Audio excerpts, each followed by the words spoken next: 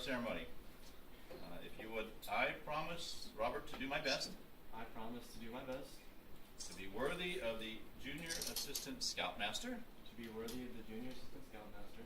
For the sake of my fellow Scouts and my troop. For the sake of my fellow Scouts and my troop. And in the World Brotherhood of Scouting. And in the World Brotherhood of Scouting. 2.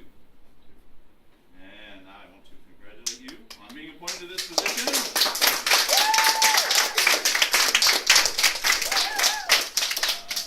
The official handshake. Okay. And now you can just wait here.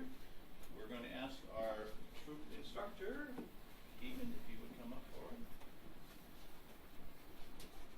Actually, I'm supposed to have you do that.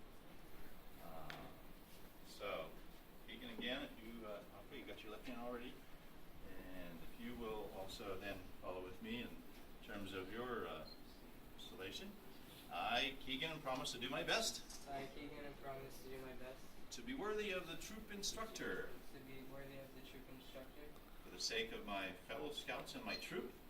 For the sake of my fellow Scouts and my troop. And in the World Brotherhood of Scouting. And the World Brotherhood of Scouting. 2. I congratulate you on being appointed. Now I'd like to ask Joel if you would come forward.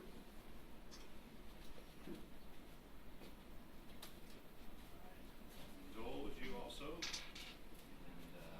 And you're saluting in it, your sign. Repeat after me. I, Joel, promise to do my best. I, Joel, promise to do my best.